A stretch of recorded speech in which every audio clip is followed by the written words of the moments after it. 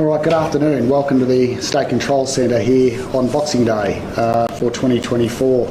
Can I welcome also Deputy Premier Ben Carroll and Vicky Ward, Minister for Emergency Services and Minister for Natural Disaster Recovery, and I'm also joined by Alex from Expression Australia.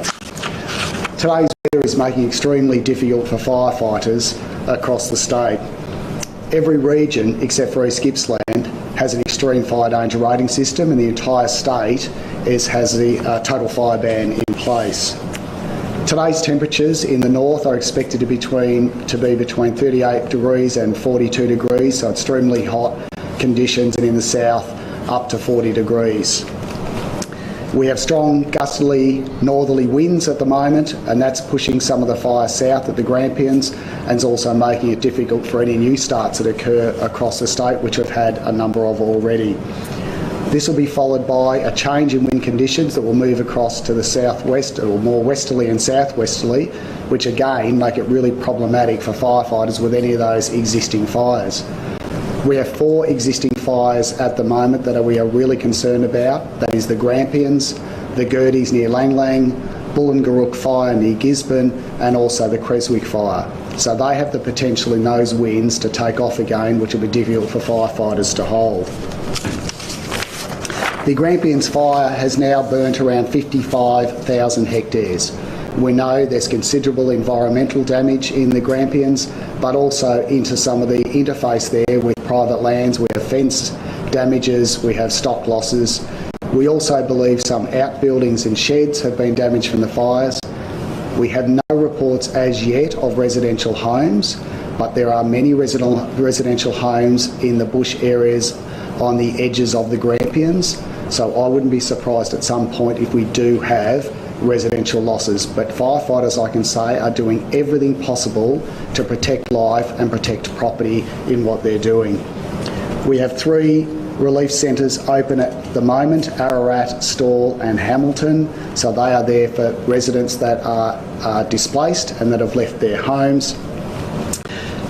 As I've said regularly, we have done all we can do to prepare for this current spike day and tomorrow. Tomorrow will also be challenging because those westerlies will continue through the afternoon, evening and into tomorrow. So there'll still be some tricky fire conditions. But can I thank the community? They have absolutely listened to the messages that we've been giving over the last few days. They are leaving their homes and they're leaving them early. They're going to stay with friends and family. Some of them are in relief centres, but clearly the messaging back to us here at the State Control Centre is that the community is listening to the messages that we are providing. They are leaving, and they are leaving early. There are multiple Watch and Act and advice messages on the Vic Emergency app at the moment. They continue to change as the fire conditions and the environment changes. So please, download the Vic Emergency app if you don't have it already. Set up your watch zone. If you have it already, continue to monitor the app, but don't just rely on one source of information. Please stay tuned to your local broadcasters and know the environment around you.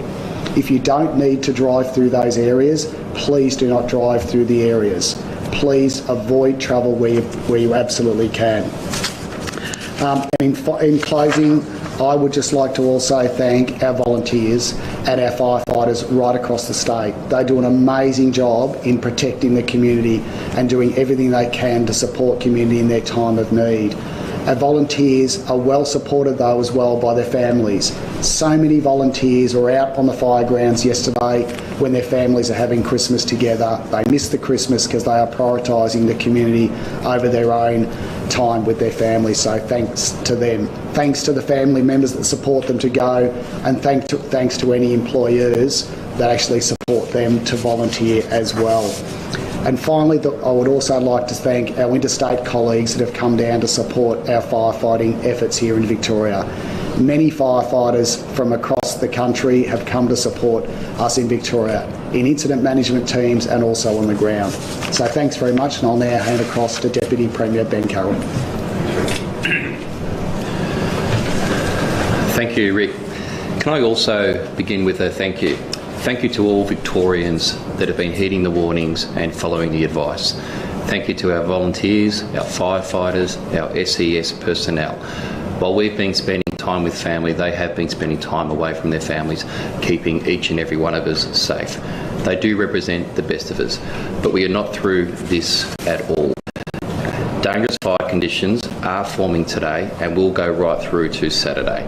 The conditions formed today will push through to Saturday as well as tomorrow.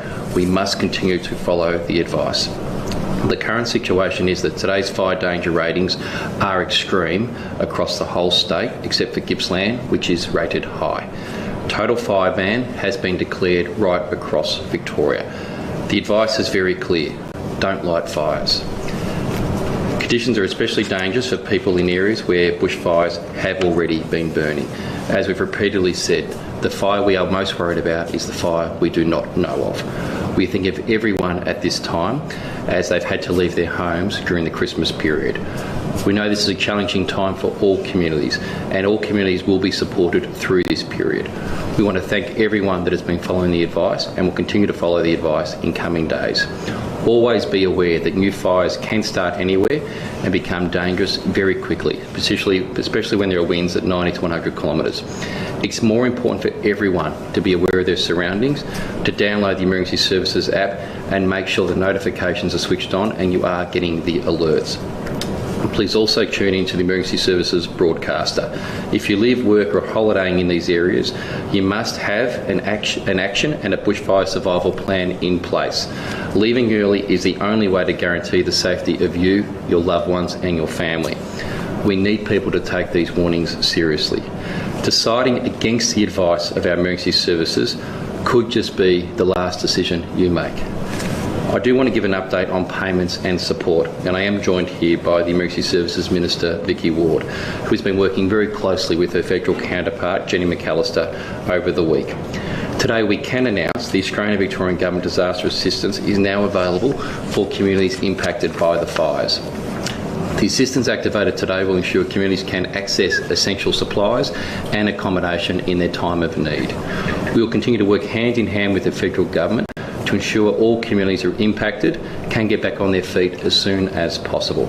A final reminder, I'd like to again thank every single Victorian who's been pitching in and supporting their communities, from emergency workers to charities, volunteers and community members who have turned out to lend a hand for people in a time of need. A final reminder to all Victorians, please follow the instructions given to you through Vic Emergency, on the roadsides or emergency services workers wherever they are. The single biggest way we can thank them for their service is staying up to date with the advice and following the advice. Download the app, make sure notifications are switched on, have your fire plan ready. By heeding the warnings, you're helping to make sure everyone's job is that little bit easier during what is a very challenging time right across our state.